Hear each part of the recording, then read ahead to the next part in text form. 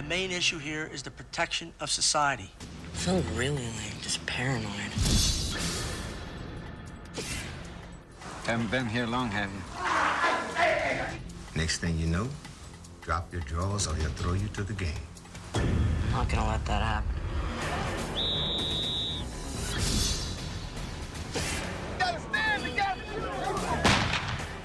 Little I've seen tells me you're neither stupid nor weak. This guy, he's been talking bad about you. You gotta get yourself a weapon. This guy's prehistoric. Don't do anything without me.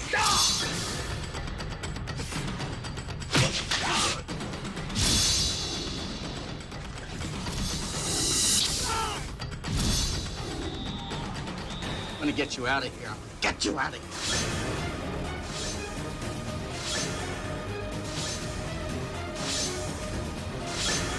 What are you gonna do? Kick my ass? People have been doing that for as long as I can remember.